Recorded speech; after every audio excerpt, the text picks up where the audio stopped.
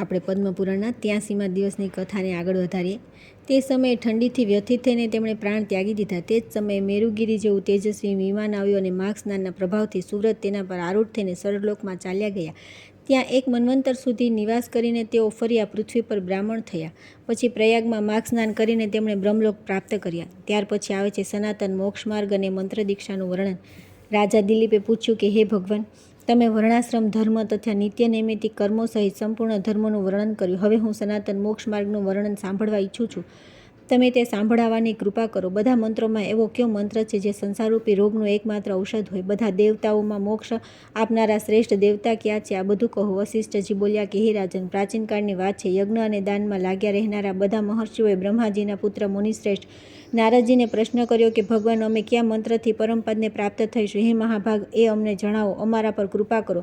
નારદજીએ કહ્યું કે હે મહર્ષિઓમાં પૂર્વકાળમાં સનકાદિક યોગીઓ એકાંતમાં બેઠેલા બ્રહ્માજીને પરમ દુર્લભ મોક્ષ માર્ગ વિશે પ્રશ્ન કર્યો. ત્યારે બ્રહ્માજીએ કહ્યું કે બધા યોગીઓ પરમ ઉત્તમ મોક્ષ માર્ગનું વર્ણન સાંભળે. બહુ સૌભાગ્યની વાત છે કે આજે હું આ અદ્ભુત રહસ્યનું વર્ણન કરીશ. સમસ્ત દેવતા અને તપસ્વી ઋષિ પણ આ રહસ્યને જાણતા નથી. સૃષ્ટિના આદિમાં અવિનાશી ભગવાન નારાયણ મારા પર પ્રસન્ન થયા. તે સમયે મેં તે પુરુષોત્તમને પૂછ્યું કે ભગવાન, કયા મંત્રથી મનુષ્યોનો આ સંસારમાંથી ઉદ્ધાર થશે? આ યથાર્થ રૂપ કહો. આનાથી બધા લોકોનું હિત થશે. કયો એવો મંત્ર છે જે પુરસ્ચરણ વિના જ એકવાર ઉચ્ચારણ કરવા માત્રથી મનુષ્યને પરમપદ પ્રદાન કરે છે? શ્રી ભગવાન બોલ્યા કે હે મહાભાગ, તમે સર્વના હિતેશી છો. તમે આ બહુ ઉત્તમ વાત પૂછી છે, તેથી હું તમને તે રહસ્ય કહું છું જેના દ્વારા મનુષ્ય મને પ્રાપ્ત થઈ શકે છે. લક્ષ્મી અને નારાયણ આ બે મંત્રરત્ન શરણાગતોની રક્ષા કરે છે. આ બધા મંત્રોની અપેક્ષા એ અશુભકારક છે. એકવાર સ્મરણ કરવા માત્રથી એ પરમપદ પ્રદાન કરે છે. લક્ષ્મીનારાયણ મંત્ર સર્વ ફળોને આપનારો છે. જે મારો ભક્ત નથી તે આ મંત્ર પ્રાપ્ત કરવાનો અધિકારી નથી. તેને યત્નપૂર્વક દૂર રાખવા જોઈએ. બ્રાહ્મણ, ક્ષત્રિય, વૈશ્ય, સ્ત્રી, શૂદ્ર તથા બીજી જાતિના મનુષ્ય પણ જો મારા ભક્ત હોય તો તે બધા આ મંત્રના અધિકારી છે. જે શરણમાં આવ્યા હોય, મારા સિવાય બીજાનું સેવન ન કરતા હોય તથા અન્ય કોઈ સાધનનો આશ્રય ન લેતા હોય, એવા લોકોને આ ઉત્તમ મંત્રનો ઉપદેશ આપવો જોઈએ. આ બધાને શરણ આપનારો મંત્ર છે. એકવાર ઉચ્ચારણ કરવાથી પણ આ દુઃખીજનોને શીઘ્ર ફળ આપનારો છે. આર્ત, જિજ્ઞાસુ, અર્થાર્થી અથવા જ્ઞાની જે કોઈ પણ એકવાર મારા શરણમાં આવી જાય છે તેને ઉક્ત મંત્રનું પૂરું ફળ મળે છે. જે ભક્તિહીન, અભિમાની, નાસ્તિક, કૃતજ્ઞ અને શ્રદ્ધારહિત હોય, સાંભળવાની ઈચ્છા ન રાખતો હોય, તેવા મનુષ્યને આ મંત્રનો ઉપદેશ આપવો નહીં. જે કામ ક્રોધથી મુક્ત અને દંભ લોભથી રહિત હોય તથા અનન્ય ભક્તિ યોગ દ્વારા મારી સેવા કરતો હોય તેને વિધિપૂર્વક આ ઉત્તમ મંત્રરત્ન ઉપદેશ કરવો જોઈએ. મારી આરાધના કરવી અને મને બધા કર્મો સમર્પિત કરવા. અનન્ય ભાવથી મારા શરણમાં આવવું. મને બધા કર્મોનું ફળ અત્યંત વિશ્વાસપૂર્વક સમર્પિત કરી દેવું. મારા સિવાય અન્ય કોઈ સાધન પર ભરોસો ન રાખવો તથા પોતાના માટે કોઈ વસ્તુનો સંગ્રહ ન કરવો. આ બધા શરણાગત ભક્તના નિયમ છે. આવા ગુણોથી યુક્ત પુરુષને આ ઉત્તમ મંત્રનો ઉપદેશ આપવો જોઈએ. ઉક્ત મંત્રનો હું સર્વવ્યાપી સનાતન નારાયણ ઋષિ છું. લક્ષ્મીની સાથે હું જ આનો દેવતા છું. અર્થાત વાત્સલ્ય રસના સમુદ્ર, સંપૂર્ણ લોકના ઈશ્વર, શ્રીમાન, સુશીલ, સુભગ, સર્વજ્ઞ, સર્વશક્તિમાન, નિરંતર, પૂર્ણકામ, સર્વવ્યાપક, સર્વનો બંધુ અને કૃપામયી, સુધાનો સાગર લક્ષ્મી સહિત હું નારાયણ જ આનો દેવતા છું. તેથી મારી અનુગામીની લક્ષ્મીદેવીની સાથે જ મુજ વિશ્વરૂપ ભગવાનનું ધ્યાન કરવું જોઈએ. પોતાની ઇન્દ્રિયોને વશમાં કરીને પવિત્ર થઈને ઉક્ત મંત્રરત્ન દ્વારા ગંધ, પુષ્પ વગેરે અર્પણ કરીને શંખ, ચક્ર, ગદા અને પદ્મ ધારણ કરવા વાળા દિવ્ય રૂપધારી મુજ વિષ્ણુનું મારા વાંકમાં બિરાજમાન લક્ષ્મી સહિત પૂજન કરવું. હે પ્રજાપતિ, આ પ્રમાણે એકવાર પૂજન કરવાથી પણ હું સંતુષ્ટ થઈ જાઉં છું. બ્રહ્માજીએ કહ્યું કે હે નાથ, તમે આ ઉત્તમ રહસ્યનું સારી રીતે વર્ણન કર્યું તથા મંત્રરત્નના પ્રભાવને પણ કહ્યો. જે મનુષ્યોને સર્વ પ્રકારની સિદ્ધિ પ્રદાન કરનારું છે. તમે સર્વના પિતા, માતા, ગુરુ, સ્વામી, સખા, ભ્રાતા, ગતિ, શરણ અને સુહદ છો. હે દેવેશ્વર, હું તો તમારો દાસ, શિષ્ય તથા સુહદ છું. તેથી હે દયાસિંધો, મને પોતાનાથી અભિન્ન બનાવી લો. હે સર્વજ્ઞ, હવે તમે અત્યારે સર્વ લોકોના હિતની ઈચ્છાથી ઉત્તમ વિધિ સાથે મંત્રરત્નની દીક્ષા તત્વતઃ વર્ણન કરો.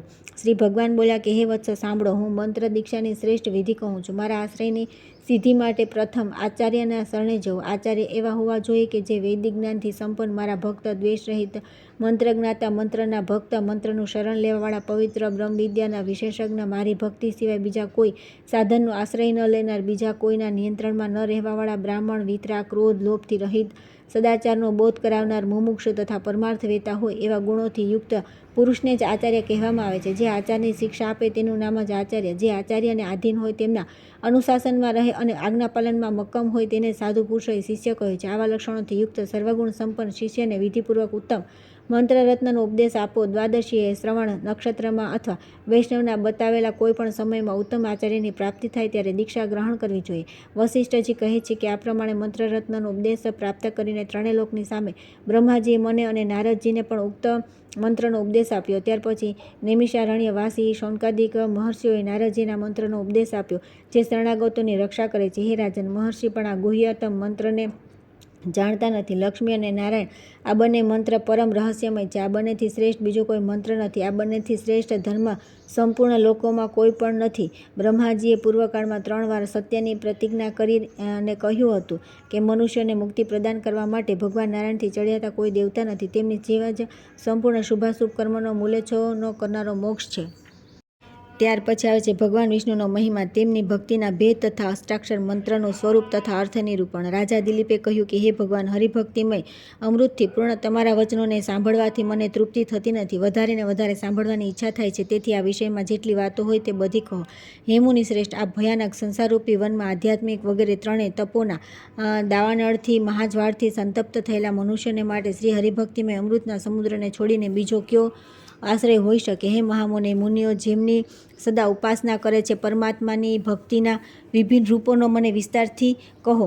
વશિષ્ઠજીએ કહ્યું કે હે રાજેન્દ્ર, તમારો પ્રશ્ન બહુ શ્રેષ્ઠ છે. આ મનુષ્યને સંસાર સાગરથી પાર ઉતારનાર છે. ભગવાન વિષ્ણુની ભક્તિ નિત્ય સુખ આપનારી છે. પ્રાચીન કાળમાં કૈલાસ પર્વત શિખર પર ભગવતી પાર્વતીજીએ લોક પૂજિત ભગવાન શંકરને આ જ પ્રમાણે પ્રશ્ન પૂછ્યો હતો. પાર્વતીજી બોલ્યા કે હે દેવદેવ, હે ત્રિપુરેશ્વર ને મારનારા મહાદેવ, હે સુરેશ્વર, મને વિષ્ણુ ભક્તિનો ઉપદેશ કરો, જે બધા પ્રાણીઓને મુક્તિ અપાવનારી છે. મહાદેવજીએ કહ્યું કે હે સર્વના હિતેશી મહાદેવી, તમને સાધુવાદ. તમે જે ભગવાન લક્ષ્મીપતિના ઉત્તમ મહાત્મ્ય વિશે પ્રશ્ન પૂછો છો એ બહુ જ ઉત્તમ છે. હે પાર્વતી, તમે ધન્ય છો, પુણ્યાત્મા છો અને ભગવાન વિષ્ણુની ભક્તિ છો. તમારું કલ્યાણ થાવ. હું તમારા શીલ, રૂપ અને ગુણથી સદા સંતુષ્ટ રહું છું. હે ગિરજે, હું ઉત્તમ ભગવત ભક્તિ ભગવાન વિષ્ણુના સ્વરૂપ તથા તેમના મંત્રોના વિધાનનું વર્ણન કરું છું. સાંભળો. ભગવાન નારાયણ પરમાર્થ તત્વ, તે જ વિષ્ણુ, વાસુદેવ, સનાતન પરમાત્મા, પરબ્રહ્મ, પરમ જ્યોતિ, પરાત્પર, અચ્યુત, પુરુષ, કૃષ્ણ, શાશ્વત, શિવ, ઈશ્વર, નિત્ય, સર્વગત, સ્થાણુ, રુદ્ર, સાક્ષી, પ્રજાપતિ, યજ્ઞ, સાક્ષાત યજ્ઞપતિ, બ્રહ્મણસ્પતિ, હિરણ્યગર્ભ, સવિતા, લોકકર્તા, લોકપાલ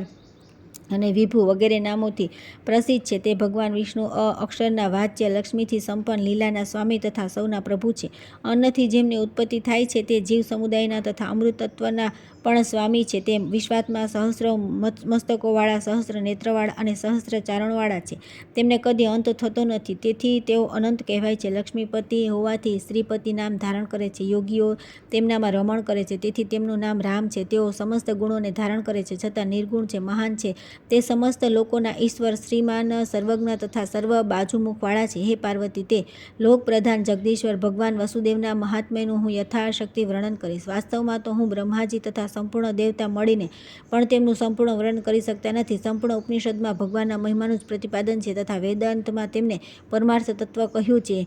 હવે હું ભગવાનની ઉપાસનાના અલગ અલગ ભેદ કહું છું. સાંભળો. ભગવાનનું અર્ચન, તેમના મંત્રોના જપ, સ્વરૂપનું ધ્યાન, નામોનું સ્મરણ, કીર્તન, શ્રવણ, વંદન, ચરણ સેવન, ચરણોદક સેવન, તેમનો પ્રસાદ ગ્રહણ કરવો, ભગવત ભક્તોની સેવા, દ્વાદશી વ્રતનું પાલન તથા તુલસીનું વૃક્ષ લગાડવું, આ બધી દેવાધિદેવ ભગવાન વિષ્ણુની ભક્તિ છે, જે ભવબંધનથી છુટકારો આપનારી છે. સંપૂર્ણ દેવતાઓ તથા મારે માટે શ્રી પુરુષોત્તમ હરિ જ પૂજનીય છે. બ્રાહ્મણોને માટે તો તેઓ વિશેષ રૂપે પૂજ્ય છે. તેથી બ્રાહ્મણોએ દરરોજ વિધિપૂર્વક શ્રીહરિનું પૂજન કરવું જોઈએ. શ્રેષ્ઠ દ્વિજોએ અષ્ટાક્ષર મંત્રનો અભ્યાસ કરવો જોઈએ. પ્રણવની સાથે તે મંત્ર અષ્ટાક્ષર કહ્યો છે. મંત્ર છે ઓમ નમો નારાયણ. આ પ્રમાણે આ મંત્રના અષ્ટાક્ષર જાણવો જોઈએ. એ બધા મનોરથોની સિદ્ધિ અને સર્વ દુઃખોનો નાશ કરનાર છે. એને સર્વ મંત્ર સ્વરૂપ અને શુભકારી માનવામાં આવ્યો છે. આ મંત્રના ઋષિ અને દેવતા લક્ષ્મીપતિ ભગવાન નારાયણ જ છે. છંદ દેવી ગાયત્રી છે. પ્રણવને આનું બીજ કહ્યો છે. ભગવાનથી કદી વિલગ ન થનારી ભગવતી લક્ષ્મી જ વિદ્વાન પુરુષ આ મંત્રની શક્તિ કહે છે. આ મંત્રનો પહેલો પદ ઓમ, બીજો પદ નમઃ અને ત્રીજો પદ નારાયણ છે. આ પ્રમાણે આ 3 પદોનો મંત્ર છે. પ્રણવમાં 3 અક્ષર છે, અકાર, ઉકાર તથા મકાર. પ્રણવને ત્રણેય વેદોનું સ્વરૂપ બતાવવામાં આવ્યો છે. એ બ્રહ્મનું નિવાસસ્થાન છે. અકારથી ભગવાન વિષ્ણુ અને ઉકારથી ભગવતી લક્ષ્મીનું પ્રતિપાદન થાય છે. મકારથી તે બંનેના દાસ તેવા આત્મા જીવાત્માનું કથન છે, જે 25મું તત્વ છે. કોઈને મતે ઉકાર અવધારણવાચી છે. આ પક્ષમાં પણ શ્રી તત્વનું પ્રતિપાદન ઉકાર દ્વારા જ કરવામાં આવે છે. જેમ સૂર્યની પ્રભા સૂર્યથી કદી અલગ હોતી નથી, તે જ પ્રમાણે ભગવતી લક્ષ્મી વિષ્ણુથી નિત્ય સંયુક્ત રહે છે. આકારથી જેમનો બોધ કરાવવામાં આવે છે તે લક્ષ્મીપતિ ભગવાન વિષ્ણુ કારણના પણ કારણ છે. સંપૂર્ણ જીવાત્માઓના પ્રધાન અંગી છે, જગતના બીજ છે અને પરમ પુરુષ છે.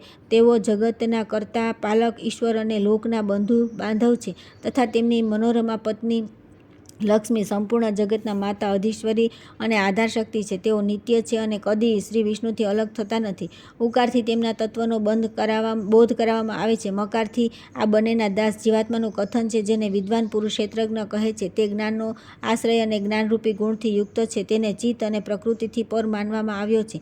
તે અજન્મા, નિર્વિકાર, એકરૂપ સ્વરૂપનો ભાગી, અણુ, નિત્ય, અવ્યાપક, ચિદાનંદ સ્વરૂપ, અહમપદનો અર્થ, અવિનાશી, ક્ષેત્રનો અધિષ્ઠાતા, ભિન્ન ભિન્ન રૂપ ધારણ કરનાર, સનાતન, જેને બાળી, કાપી, ગળાવી અને સૂકી ન શકનાર તથા અવિનાશી છે. એવા ગુણોથી યુક્ત જે જીવાત્મા છે તે સદા પરમાત્માનો અંગભૂત છે. તે માત્ર શ્રીહરિનો જ દાસ છે, બીજો કોઈનો નહીં. આ પ્રમાણે મધ્યમ અક્ષર ઉકાર દ્વારા જીવના દાસભાવનો જ નિશ્ચય કરવામાં આવે છે. આ પ્રમાણે પ્રણવનો અર્થ જાણવો જોઈએ. પ્રણવનો અર્થ સ્પષ્ટ થઈ ગયા પછી મંત્ર દ્વારા પરમાત્માના દાસભૂત જીવની પરતંત્રતા સિદ્ધ થાય છે. તે કદી સ્વતંત્ર હોતા નથી. તેથી પોતાની સ્વતંત્રતાના મહાન અહંકારને મનથી દૂર કરી દેવો જોઈએ.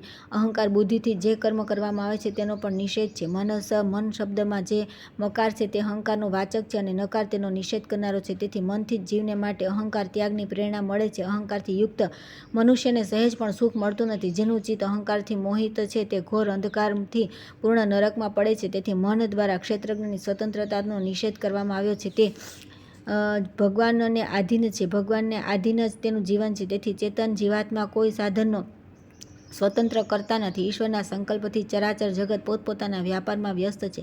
તેથી જીવે પોતાના સામર્થ્ય પર નિર્ભર રહેવાનું છોડી દેવું. ઈશ્વરના સામર્થ્યથી તેને માટે કશું જ દુર્લભ નથી. પોતાનો સંપૂર્ણ ભાર ભગવાન લક્ષ્મીપતિને સોંપીને તેમની આરાધનાના કર્મ કરવા. શ્રીહરિ પરમાત્મા છે, હું સદા તેમનો દાસ બની રહું. આવા ભાવથી સ્વેચ્છાપૂર્વક પોતાના આત્માને ઈશ્વરની સેવામાં લગાવવો જોઈએ. આ પ્રમાણે મન દ્વારા અહંતા, મમતાનો ત્યાગ કરવો ઉચિત છે. દેહમાં જે અહમ બુદ્ધિ થાય છે તે જ સંસાર બંધનનું મૂળ કારણ છે. તે જ કર્મના બંધનમાં નાખે છે. તેથી વિદ્વાન પુરુષે અહંકારનો ત્યાગ કરી દેવો જોઈએ. પાર્વતી, હવે હું નારાયણ શબ્દની વ્યાખ્યા કરું છું. હે શુભે, નર અર્થાત જીવોના સમુદાયને નાર કહે છે. તે નાર શબ્દવાચ્ય જીવોના અયન ગતિ અર્થાત આશ્રય પરમ પુરુષ શ્રી વિષ્ણુ છે. તેથી તે નારાયણ કહેવાય છે. અથવા નાર એટલે જીવ, તે ભગવાનનું આયન નિવાસ સ્થાન છે. તેથી પણ તેમને નારાયણ કહેવામાં આવે છે. જળ ચેતન રૂપ જેટલું પણ જગત દેખાય છે કે સાંભળવામાં આવે છે તેને સંપૂર્ણ રૂપે વ્યાપ્ત કરીને ભગવાન નિત્ય બિરાજમાન છે. તેથી તેમનું નામ નારાયણ છે. જે કલ્પના અંતમાં સંપૂર્ણ જગતને પોતાનો ગ્રાસ બનાવીને પોતાની જ અંદર ધારણ કરે છે અને સૃષ્ટિના આરંભકાળમાં પુનઃ બધાનું સર્જન કરે છે તે ભગવાન નારાયણ કહેવાય છે. સંપૂર્ણ ચરાચર જગત નાર કહેવાય છે. તેને જેનો નિત્ય સંગ પ્રાપ્ત થાય અથવા તેને જેના દ્વારા ઉત્તમ ગતિ પ્રાપ્ત થાય તેમને નારાયણ કહે છે. જળથી ફીણની જેમ જેનાથી સંપૂર્ણ લોક ઉત્પન્ન કહે છે અને પુનઃ જેમાં લીન થઈ જાય છે તે ભગવાનને નારાયણ કહેવામાં આવે છે. જે અવિનાશી પદ, નિત્ય સ્વરૂપ તથા નિત્ય પ્રાપ્ત ભોગોથી સંપન્ન છે, જે સંપૂર્ણ જગતનું શાસન કરવાવાળા છે, તે ભગવાનનું નામ નારાયણ છે. દિવ્ય, એક, સનાતન અને પોતાના મહિમાથી કદી ચ્યુત ન થનારા શ્રીહરિ નારાયણ કહેવાય છે. દ્રષ્ટા અને દ્રશ્ય, શ્રોતા અને શ્રોતવ્ય, સ્પર્શ કરનાર અને સ્પૃશ્ય, ધ્યાતા અને ધ્યેય, વક્તા અને વાચ્ય તથા જ્ઞાતા અને જ્ઞેય, જે કંઈ પણ જળ ચેતનમય જગત છે તે બધું લક્ષ્મીપતિ શ્રીહરિ છે, જેમને નારાયણ કહેવામાં આવ્યા છે. તે સહસ્રો મસ્તકવાળા અંતર્યામી પુરુષ, સહસ્ત્રો નેત્રોથી યુક્ત તથા સહસ્ત્રો ચારણોવાળા છે. ભૂત અને વર્તમાન બધું જ નારાયણ શ્રીહરિ છે. અન્નથી જેની ઉત્પત્તિ થાય છે તે પ્રાણી સમુદાય તથા અમરત્વ અર્થાત મોક્ષના સ્વામી પણ તે જ છે. તે વિરાટ પુરુષ છે. તે અંતર્યામી પુરુષ જ વિષ્ણુ, વાસુદેવ, અચ્યુત, હરિ, હિરણમય, ભગવાન, અમૃત, શાશ્વત તથા શિવ વગેરે નામોથી પ્રસિદ્ધ છે. તેઓ જ સંપૂર્ણ જગતના પાલક અને બધા લોકો પર શાસન કરનારા ઈશ્વર છે. તે હિરણ્ય અંડને ઉત્પન્ન કરવાના કારણે હિરણ્ય ગર્ભ અને બધાને જન્મ આપવાના કારણે સવિતા છે. તેમના મહિમાનો અંત નથી, તેથી તેમનો અંત કહેવાય છે. તેઓ મહાન ઐશ્વર્યથી સંપન્ન હોવાના કારણે મહેશ્વર છે. તેમનું નામ ભગવાન અને પુરુષ છે. વાસુદેવ શબ્દ સર્વતાત્માનો બોધક છે. તેમને જ ઈશ્વર ભગવાન વિષ્ણુ પરમાત્મા સંસારના સુહ્ય ચરાચર પ્રાણીઓના એકમાત્ર શાસક અને યતિઓની પરમ ગતિ કહે છે. જેમના વેદના આદિમાં સ્વર કહ્યા છે, જે વેદાંતમાં પણ પ્રતિષ્ઠિત છે તથા જે પ્રકૃતિલીન પુરુષથી પણ પર છે, તે જ મહેશ્વર કહેવાય છે. પ્રણવનો જે અકાર છે તે શ્રી વિષ્ણુ જ છે અને વિષ્ણુ છે તે જ શ્રી નારાયણ છે. હરિ તે છે તેમને જ નિત્ય પુરુષ પરમાત્મા અને મહેશ્વર કહે છે. મુનિઓએ તેમને ઈશ્વર નામ આપ્યું છે. તેથી ભગવાન વાસુદેવમાં ઉપાધિશૂન્ય ઈશ્વર શબ્દની પ્રતિષ્ઠા છે. સનાતન વેદવાદીઓને તેમને આત્મેશ્વર કહ્યા છે. તેથી વાસુદેવમાં મહેશ્વર તત્વની પણ પ્રતિષ્ઠા છે. તેઓ ત્રિપાદ વિભૂતિ તથા લીલાના પણ આધીશ્વર છે. તે શ્રી ભૂ તથા લીલાદેવીના સ્વામી છે. તેમને અચ્યુત કહ્યા છે. એટલે વસુદેવમાં સર્વેશ્વર શબ્દ પણ સમાયેલો છે. જે યજ્ઞના ઈશ્વર, યજ્ઞ સ્વરૂપ, યજ્ઞના ભોગતા, યજ્ઞ કરવાવાળા, વિભુ, યજ્ઞ રક્ષક અને યજ્ઞ પુરુષ છે તે ભગવાન પરમેશ્વર કહેવાય છે. તેઓ જ યજ્ઞના આધીશ્વર થઈને સમસ્ત હવ્ય કવ્યનો ભોગ ગ્રહણ કરે છે. તે જ આ લોકમાં અવિનાશી શ્રી હરિ અને ઈશ્વર કહેવાય છે. તેમની નિકટ આવવાથી સમસ્ત રાક્ષસ, અસુર અને ભૂત તત્કાળ ભાગી જાય છે. જે વિરાટ રૂપ ધારણ કરીને પોતાની વિભૂતિથી ત્રણેય લોકને તૃપ્ત કરે છે તે પાપને હરનારા શ્રી જનાર્દન જ પરમેશ્વર છે. જ્યારે પુરુષરૂપી હવિ દ્વારા દેવતાઓએ યજ્ઞ કર્યો ત્યારે તે યજ્ઞની નીચે ઉપર બંને બાજુ દાંત હોય એવા જીવ ઉત્પન્ન થયા. બધાને હોમવાવાળા તે યજ્ઞથી જ ઋગ્વેદ અને સામવેદની ઉત્પત્તિ થઈ. તેનાથી ઘોડા, ગાય અને પુરુષ વગેરે ઉત્પન્ન થયા. તે સર્વજ્ઞમય પુરુષ શ્રી હરિના શરીરથી શ્રાવર જંગમ સમસ્ત જગતની ઉત્પત્તિ થઈ. તેમના મુખ, બહુ, સાર, ઉરુ અને ચરણોથી ક્રમશ બ્રાહ્મણ વગેરે વર્ણ ઉત્પન્ન થયા. ભગવાનના ચરણોથી પૃથ્વી અને મસ્તકથી આકાશનો પ્રાદુર્ભાવ થયો. તેમના મનથી ચંદ્રમા, નેત્રોથી સૂર્ય, મુખથી અગ્નિ, મસ્તકથી દ્યુલોક, પ્રાણથી વાયુ, નાભીથી આકાશ તથા સંપૂર્ણ ચરાચર જગતની ઉત્પત્તિ થઈ. સર્વત્ર વિષ્ણુ પ્રગટ થયા. તેથી સર્વવ્યાપી નારાયણ સર્વમય કહેવાય છે. આ પ્રમાણે સંપૂર્ણ જગતનું સર્જન કરીને શ્રીહરિ પુનઃ તેનો સંહાર કરે છે. જેમ કરોળીઓ પોતાનાથી ઉત્પન્ન ઝાડાને પોતે ગળી જાય છે. બ્રહ્મા, ઇન્દ્ર, રુદ્ર, વરુણ અને યમ બધા દેવતાઓને પોતાને વશ કરીને તેમનો સંહાર કરે છે. તેથી ભગવાનને હરિ કહેવામાં આવ્યા છે. જ્યારે સંપૂર્ણ જગત પ્રલયના સમયે એકાવરણમાં નિમગ્ન થઈ જાય છે તે સમયે તે સનાતન પુરુષ શ્રી હરિ સંસારને પોતાના ઉદરમાં સ્થાપિત કરીને સ્વયં માયામય વટવૃક્ષના પાંદડા પર શયન કરે છે. કલ્પના આરંભમાં એકમાત્ર સર્વવ્યાપી અને અવિનાશી ભગવાન નારાયણ હતા. તે સમયે ન બ્રહ્મા હતા, ન રુદ્ર, ન દેવતા હતા કે ન મહર્ષિ હતા. આ પૃથ્વી, આકાશ, ચંદ્રમા, સૂર્ય, નક્ષત્ર, લોક તથા બ્રહ્માંડ પણ ન હતું. શ્રી હરિએ સમસ્ત જગતનો સંહાર કરીને સૃષ્ટિકાળમાં ફરી તેનું સર્જન કર્યું. તેથી તેમને નારાયણ કહ્યા છે. હે પાર્વતી, નારાયણ આ ચતુર્થના પદથી જીવનના દાસભાવનું પ્રતિપાદન થયા છે. બ્રહ્મા વગેરે સંપૂર્ણ જગત ભગવાનનું દાસ જ છે. પહેલા આ અર્થને સમજીને પછી મંત્રનો પ્રયોગ કરવો જોઈએ. મંત્રના અર્થને ન જાણવાથી સિદ્ધિ પ્રાપ્ત થતી નથી. ત્યાર પછી આવે છે વિષ્ણુ અને લક્ષ્મીના સ્વરૂપ, ગુણ, ધામ અને વિભૂતિઓનું વર્ણન. પાર્વતીજી બોલ્યા કે હે દેવેશ્વર, તમે મંત્રના અર્થ અને પદોનો મહિમા વિસ્તારથી કહો. સાથે જ ઈશ્વરના સ્વરૂપ, ગુણ, વિભૂતિ, વિષ્ણુના પરમધામ તથા વ્યોહ ભેદોનું પણ યથાર્થ રૂપે વર્ણન કરો. મહાદેવજીએ કહ્યું કે હે દેવી સાંભળો, હું પરમાત્માના સ્વરૂપ, વિભૂતિ, ગુણ તથા અવસ્થાઓનું વર્ણન કરું છું. ભગવાનના હાથ, પગ અને નેત્ર સંપૂર્ણ વિશ્વમાં વ્યાપ્ત છે. સમસ્ત ભુવન અને શ્રેષ્ઠ ધામ ભગવાનમાં સ્થિત છે. તેઓ મહર્ષિઓનું મન પોતાનામાં સ્થિર કરીને બિરાજમાન છે. તેમનું સ્વરૂપ વિશાળ અને વ્યાપક છે. તેઓ લક્ષ્મીના પતિ અને પુરુષોત્તમ છે. તેમનું લાવણ્ય કરોડો કામદેવ જેવું છે. તેઓ નિત્ય તરુણ કિશોર વિગ્રહ ધારણ કરીને જગદીશ્વર ભગવતી લક્ષ્મીજીની સાથે પરમપદ વૈકુંઠધામમાં બિરાજે છે. તે પરમધામ પરમવ્યોમ કહેવાય છે. પરમવ્યોમ ઐશ્વર્યનો ઉપભોગ કરવા માટે અને આ સંપૂર્ણ જગત લીલા કરવા માટે છે. આ પ્રમાણે ભોગભૂમિ અને ક્રીડાભૂમિના રૂપમાં શ્રી વિષ્ણુની બે વિભૂતિઓ સ્થિત છે. જ્યારે તેઓ લીલાનો ઉપસંહાર કરે છે ત્યારે ભોગભૂમિમાં તેમની નિત્ય સ્થિતિ હોય છે. ભોગ અને લીલા બંનેને તેઓ પોતાની શક્તિથી ધારણ કરે છે. ભોગભૂમિ અર્થાત પરમધામ ત્રિપાદ વિભૂતિથી વ્યાપ્ત છે. અર્થાત ભગવત વિભૂતિના 3 અંશોમાં તેમની સ્થિતિ છે અને આ લોકમાં જે કંઈ પણ છે તે ભગવાનની પાદ વિભૂતિની અંતર્ગત છે. પરમાત્માની ત્રિપાદ વિભૂતિ નિત્ય અને પાદ વિભૂતિ અનિત્ય છે. પરમધામમાં ભગવાનનો જે શુભ વિગ્રહ બિરાજમાન છે તે નિત્ય છે. કદી પોતાના મહિમાથી ચ્યુત થતો નથી. તેને સનાતન અને દિવ્ય માનવામાં આવ્યો છે. તે સદા તૃણાવસ્થાથી સુશોભિત રહે છે. ત્યાં ભગવાનને ભગવતી દેવી અને ભૂદેવીનો નિત્ય સંયોગ છે. જગન્માતા લક્ષ્મી પણ નિત્યરૂપ છે. તેઓ શ્રી વિષ્ણુથી કદી અલગ થતા નથી. જેમ ભગવાન વિષ્ણુ સર્વત્ર વ્યાપ્ત છે તે જ પ્રમાણે ભગવતી લક્ષ્મી પણ હે પાર્વતી, વિષ્ણુના પત્ની રમા સંપૂર્ણ જગતની અધીશ્વરી તથા નિત્ય કલ્યાણમયી છે. તેમના પણ હાથ, પગ, નેત્ર, મસ્તક અને મુખ બધી બાજુથી વ્યાપ્ત છે.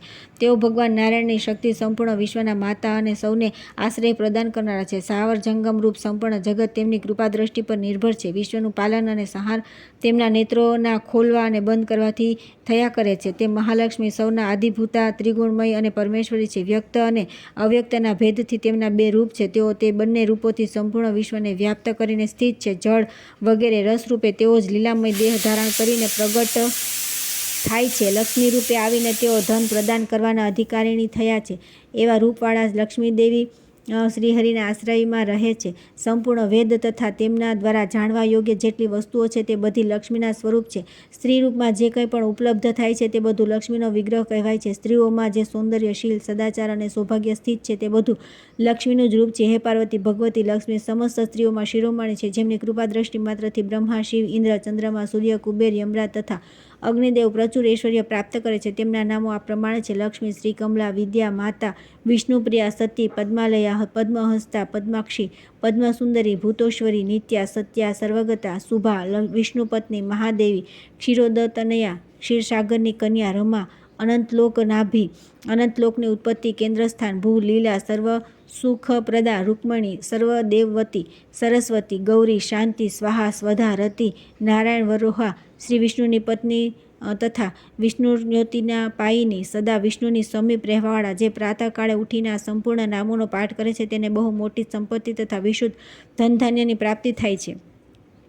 જેમના શ્રી અંગોનો રંગ સુવર્ણ જેવો સુંદર અને ગોરો છે, જે સોના ચાંદીના હારોથી સુશોભિત અને સર્વને આહ્લાદિત કરાવનારા છે. ભગવાન વિષ્ણુથી જેમનો કદી વિયોગ થતો નથી, જે સ્વર્ણમય કાંતિ ધારણ કરે છે, ઉત્તમ લક્ષણોથી વિભૂષિત હોવાના કારણે જેમનું નામ લક્ષ્મી છે, જે સર્વ પ્રકારની સુગંધોનું દ્વાર છે, જેમને પરાસ્ત કરવા કઠણ છે, જે સર્વદા બધા અંગોથી પુષ્ટ રહે છે, ગાયના સૂકા ગોબરમાં જેમનો નિવાસ છે તથા જે સર્વ પ્રાણીઓના અધીશ્વરી છે, તે ભગવતી શ્રીદેવીનું હું અહીં આહ્વાન કરું છું. ઋગ્વેદના આ મંત્ર દ્વારા સ્તુતિ કરવાથી મહેશ્વરી લક્ષ્મી, શિવ વગેરે બધા દેવતાઓને સર્વ પ્રકારનું ઐશ્વર્ય તથા સુખ પ્રદાન કર્યું હતું. શ્રી વિષ્ણુ પત્ની લક્ષ્મી સનાતના દેવતા છે, તે જ આ જગતનું શાસન કરે છે. સંપૂર્ણ ચરાચર જગતની સ્થિતિ તેમની કૃપા દ્રષ્ટિ પર નિર્ભર છે. અગ્નિમાં રહેનારી પ્રભાની જેમ ભગવતી લક્ષ્મી જેમના વક્ષસ્થળમાં નિવાસ કરે છે, તે ભગવાન વિષ્ણુ સૌના ઈશ્વર, પરમ શોભા સંપન્ન, અક્ષર અને અવિનાશી પુરુષ છે, જે તે શ્રી નારાયણ વાત્સલ્ય ગુણના સમુદ્ર છે. સર્વના સ્વામી, સુશીલ, સુભગ, સર્વજ્ઞ, સર્વશક્તિમાન, નિત્ય પુણ્ય કામ, સ્વભાવતઃ સર્વના સુહૃદ, સુખી, દયા સુધાના સાગર, સમસ્ત દેહધારીઓના આશ્રય, સ્વર્ગ અને મોક્ષનું સુખ આપનારા અને ભક્તો પર દયા કરવાવાળા છે, તે શ્રી વિષ્ણુને નમસ્કાર છે. હું સંપૂર્ણ દેશ, કાળ વગેરે અવસ્થાઓમાં પૂર્ણરૂપે ભગવાનનું દાસત્વ સ્વીકારું છું. આ પ્રમાણે સ્વરૂપનો વિચાર કરીને સિદ્ધિ પ્રાપ્ત પુરુષ અનાયાસે દાસભાવને પ્રાપ્ત કરી લે છે. આ જ પૂર્વોક્ત મંત્રનો અર્થ છે. આને જાણીને ભગવાન સારી રીતે ભક્તિ કરવી જોઈએ. આ ચરાચર જગત ભગવાનનું દાસ જ છે. શ્રી નારાયણ આ જગતના સ્વામી, પ્રભુ, ઈશ્વર, ભાઈ, માતા, પિતા, બંધુ, નિવાસ, શરણ અને ગતિ છે. ભગવાન લક્ષ્મીપતિ કલ્યાણમય ગુણોથી યુક્ત અને સમસ્ત કામનાઓનું ફળ પ્રદાન કરવાવાળા છે. તે જ જગદીશ્વરને શાસ્ત્રોમાં નિર્ગુણ કહ્યા છે. નિર્ગુણ શબ્દથી એ જ બતાવવામાં આવ્યું છે કે ભગવાન પ્રકૃતિજન્ય હોય, ગુણોથી રહિત છે. જ્યાં વેદાંત વાક્યો દ્વારા સંસારનું મિથ્યા તત્વ બતાવાયું છે, આને કહેવામાં આવ્યું છે કે આ સંપૂર્ણ દ્રશ્યમાન શરીર અનિત્ય છે, ત્યાં પણ બ્રહ્માંડના પ્રાકૃતિક રૂપને નશ્વર બતાવવામાં આવ્યું છે.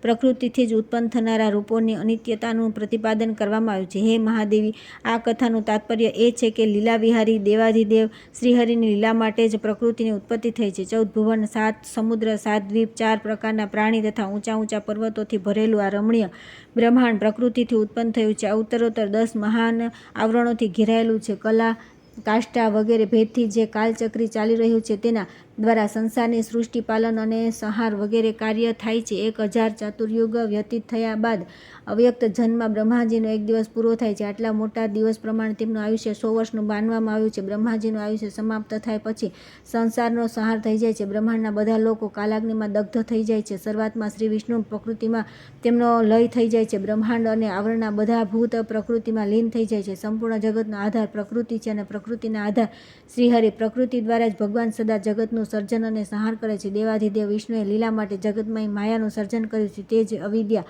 પ્રકૃતિ, માયા અને મહાવિદ્યા કહેવાય છે. સર્જન, પાલન અને સંહારનું કારણ પણ તે જ છે. સદા રહેવાવાળી યોગ નિદ્રા અને મહામાયા પણ એના જ નામ છે. પ્રકૃતિ, સત્વ, રજ અને તમ આ ત્રણેય ગુણોથી યુક્ત છે. તેને અવ્યક્ત અને પ્રધાન પણ કહે છે. તે લીલા વિહારી શ્રીકૃષ્ણની ક્રીડા સ્થલી. સંસારની ઉત્પત્તિ અને પ્રલય સદા તેનાથી થયા છે. પ્રકૃતિના સ્થાન અસંખ્ય છે, જે ઘોર અંધકારથી પૂર્ણ છે. પ્રકૃતિથી ઉપર સીમામાં વિજયા નામની નદી છે, પરંતુ નીચે તરફ તે સનાતન પ્રકૃતિની કોઈ સીમા નથી. તેણે સ્થૂળ, સૂક્ષ્મ વગેરે અવસ્થાઓ દ્વારા સંપૂર્ણ જગતને વ્યાપ્ત કરી રાખ્યું છે. પ્રકૃતિના વિકાસથી સૃષ્ટિ અને સંકોચાવસ્થાથી પ્રલય થાય છે. આ પ્રમાણે સંપૂર્ણ ભૂત પ્રકૃતિની જ અંતર્ગત છે. આ જે મહાશૂન્ય છે તે પણ પ્રકૃતિની અંદર જ છે. આ પ્રમાણે પ્રાકૃત બ્રહ્માંડ અથવા પાદ વિભૂતિના સ્વરૂપનું સારી રીતે વર્ણન કરવામાં આવ્યું છે. હે ગિરિરાજકુમારી, હવે ત્રિપાદ વિભૂતિના સ્વરૂપનું વર્ણન સાંભળો. પ્રકૃતિ અને પરમ વ્યોમની વચ્ચે વિરજા નામની નદી છે. તે કલ્યાણમયી સરિતા વેદાંગોના શ્વેતજનિત જળથી પ્રવાહિત થાય છે. તેના બીજા છેડે પરમ વ્યોમ છે, જેમાં ત્રિપાદ વિભૂતમયી સનાતન અમૃત શાશ્વત નિત્ય અને અનંત પરમધામ છે. તે શુદ્ધ સત્વમય દિવ્ય અક્ષર અને પરબ્રહ્મનું ધામ છે. તેનું તેજ અનેક કોટી સૂર્ય સમાન અગ્નિ જેવું છે. તે ધામ અવિનાશી, સર્વદેવમય, શુદ્ધ, સર્વ પ્રકારના પ્રલયથી રહિત, પરિણામ શૂન્ય, કદીએ જીર્ણ ન થવાળું, નિત્ય, જાગ્રત, સ્વપ્ન વગેરે અવસ્થાઓથી રહિત, હિરણ્યમય, મોક્ષપ્રદ, બ્રહ્માનંદમય, સુખથી પરિપૂર્ણ, ન્યૂનતા, અધિકતા તથા આદિ અંત રહિત, શુભ, તેજસ્વી હોવાના કારણે અત્યંત અદ્ભુત, રમણીય, નિત્ય તથા આનંદનો સાગર છે. શ્રી વિષ્ણુનું તે પરમપદ આવા જ ગુણોથી યુક્ત છે. તેને સૂર્ય, ચંદ્રમા અને અગ્નિ દેવતા પ્રકાશિત કરી શકતા નથી. તે પોતાના પ્રકાશથી પ્રકાશિત છે. જ્યાં જઈને જીવ કદી પાછો આવતો નથી, તે જ શ્રીહરિનું પરમધામ છે. શ્રી વિષ્ણુનું તે પરમધામ નિત્ય, શાશ્વત તથા અચ્યુત છે. 100 કરોડ કલ્પમાં પણ તેનું વર્ણન કરી શકાતું નથી. હું બ્રહ્મા તથા શ્રેષ્ઠ મુનિ શ્રીહરિના તે પદનું વર્ણન કરી શકતા નથી, જ્યાં પોતાના મહિમાથી કદી ચ્યુત ન થનારા સાક્ષાત પરમેશ્વર શ્રી વિષ્ણુ બિરાજમાન છે. તેના મહિમાને તેઓ સ્વયં જ જાણે છે, જે અવિનાશી પદ છે, જેના મહિમાનું વેદોએ ગૂઢ રૂપે વર્ણન કર્યું છે તથા જેમાં સંપૂર્ણ દેવતા અને લોક સ્થિત છે. તેને જાણતો નથી, તે માત્ર ઋચાઓનો પાઠ કરીને શું કરશે? જે તેને જાણે છે તે જ જ્ઞાની પુરુષ સંભાવથી સ્થિત હોય છે. વિષ્ણુના તે પરમપદને જ્ઞાની પુરુષ સદા જોએ છે. તે અક્ષર શાશ્વત, નિત્ય તથા સર્વત્ર વ્યાપ્ત છે. કલ્યાણકારી નામથી યુક્ત ભગવાન વિષ્ણુના તે પરમધામ ગોલોકમાં મોટા શિંગડાવાળી ગાયો રહે છે. ત્યાંની પ્રજા બહુ સુખીથી રહે છે. ગાયો તથા પીવા યોગ્ય સુખદ પદાર્થોથી તે પરમધામની બહુ શોભા છે. તે સૂર્ય જેવું પ્રકાશમાન, અંધકારથી પણ જ્યોતિર્મય અને અચ્યુત વિનાશી પદ છે.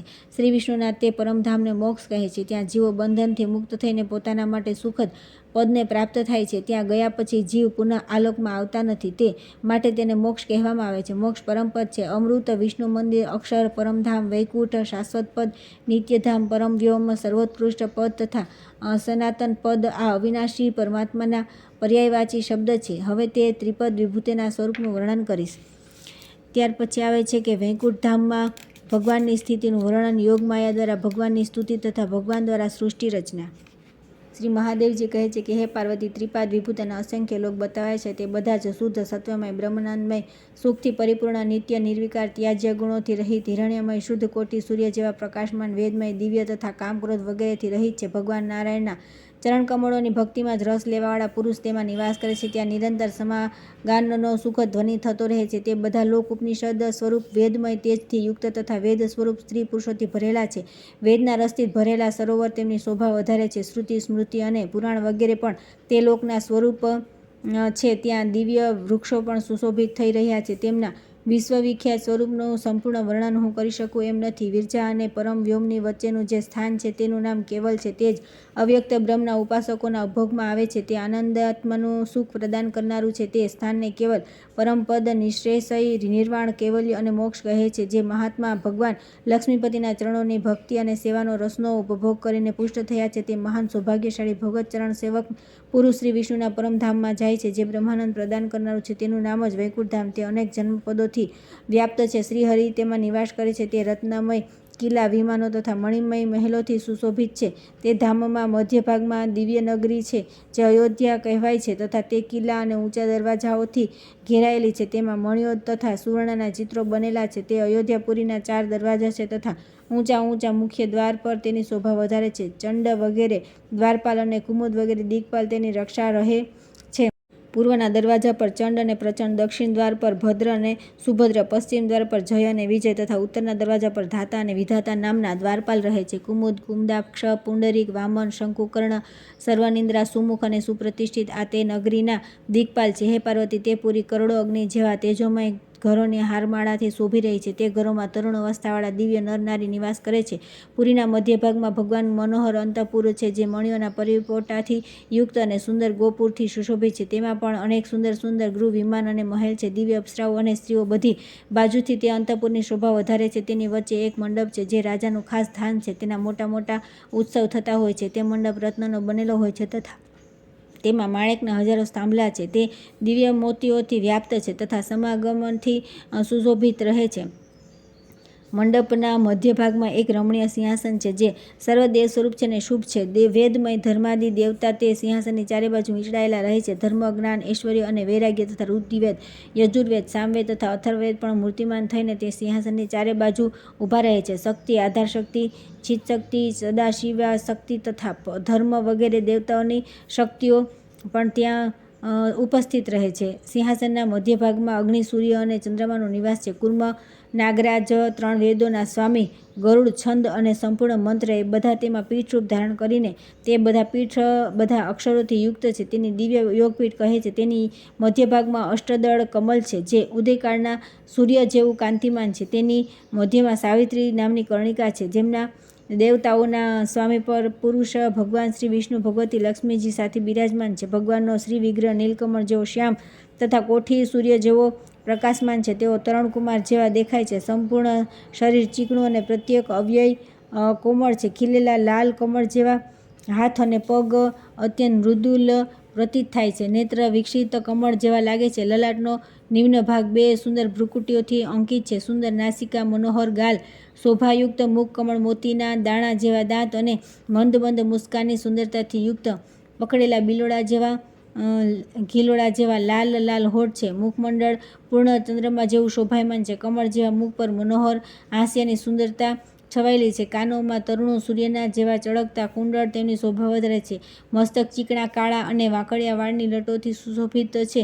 ભગવાનના વાળ ગૂંથેલા છે જેમાં પારિજાત અને મંદારના ફૂલો શોભી રહ્યા છે. ગળામાં કૌસ્તુભ મણિ શોભી રહ્યો છે જે પ્રાતઃકાળે ઉઠતા સૂર્યની કાંતિ ધારણ કરે છે. અને પ્રકારના હાર અને સોનાની માળાઓથી શંખ જેવો કંઠ અતિ સુંદર લાગે છે. સિંહના ખભા જેવી ઊંચા અને ભરાવદાર ખભા છે. આગળની કથા આવતીકાલે કરીશું.